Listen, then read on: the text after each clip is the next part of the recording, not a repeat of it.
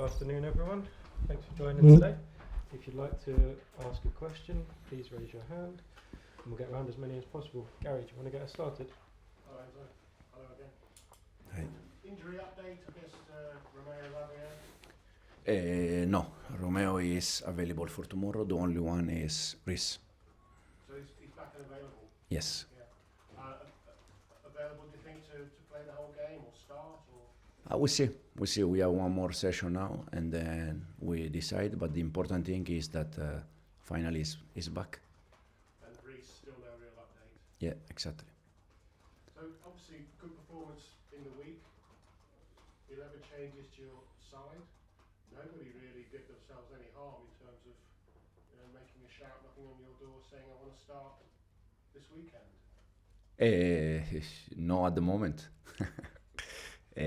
No, as I said, after the last game, I think it's a good thing for me to have some doubt. That means that they are doing well, and they get the chance when we give to them. So this is something important, and as I said, is something that we need to continue to do it because I think we create the right culture in terms of team, compete, and this is important.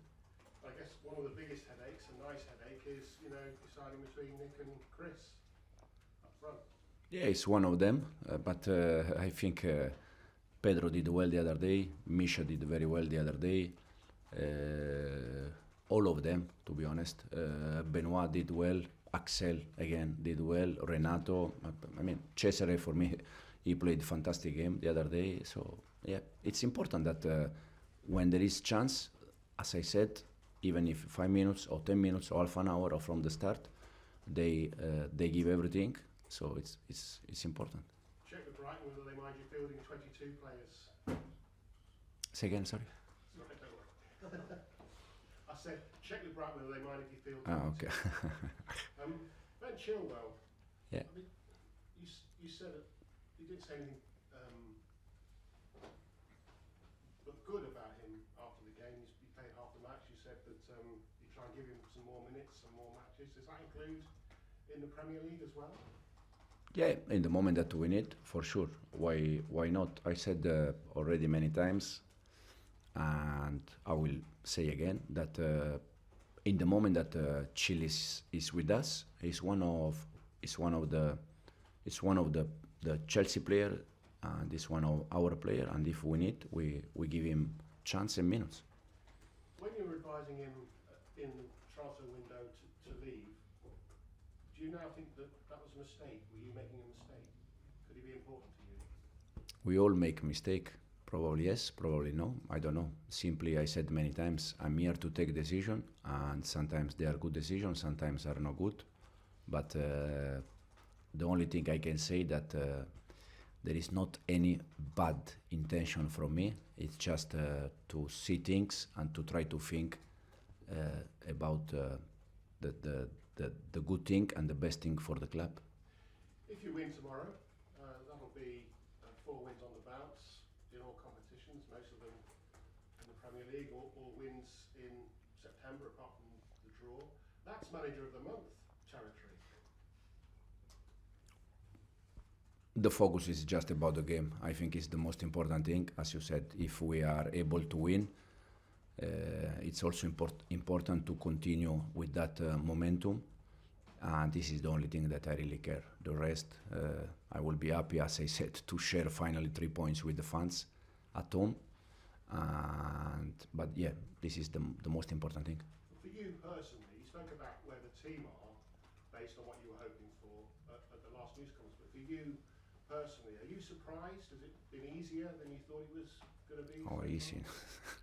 No easy. As we said, we have already 2 weeks, I think 2-3 weeks, where there is no noise around the team.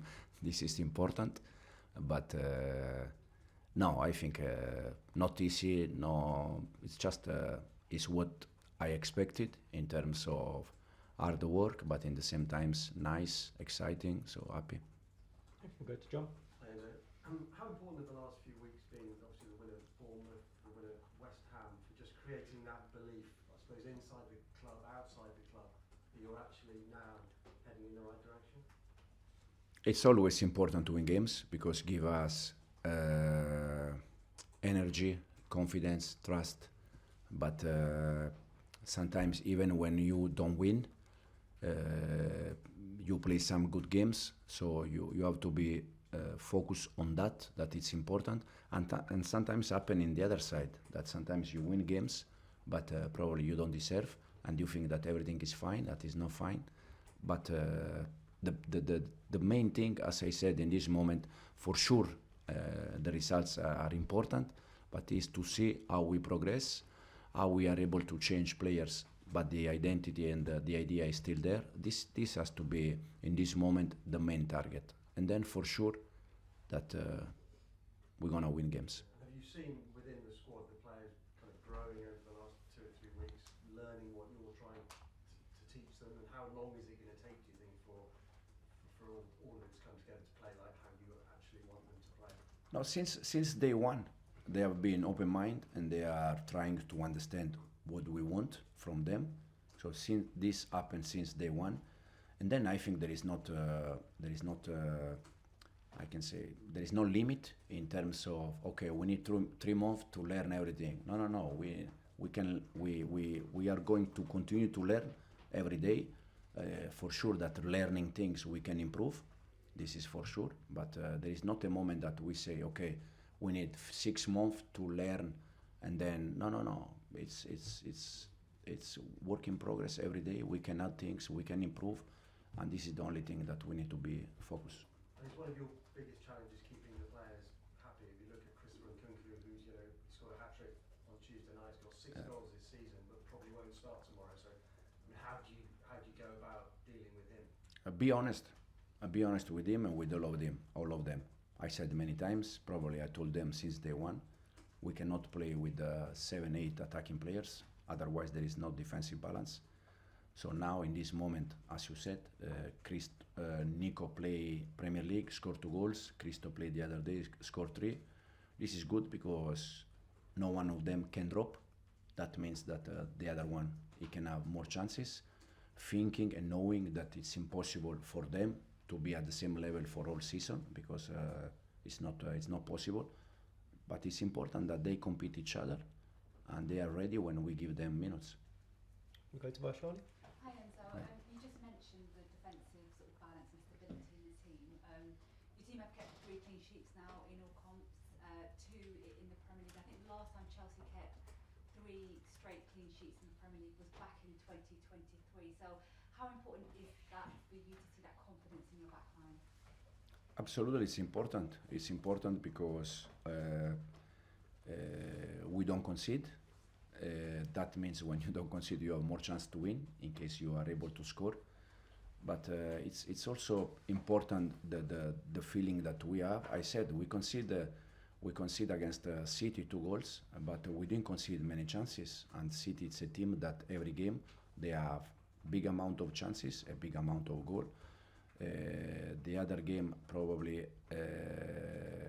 Wolves, we conceded 2 goals, but second half we didn't concede any shot. So I think we are also defensively, we need to improve many things, but we are in the right direction. Doesn't mean that every game we are not going to concede, because this is not real. For sure we are going to concede goals, but it's important that we improve concept between all the team, that when we speak about defensive line, we used to think that we are talking just the defensive player, but it's not. I said after West Ham game, probably the best player defending was Cole and Nico, the way they start the pressing, high pressing, and give us chance in behind to manage better the situation. So it's about all the team.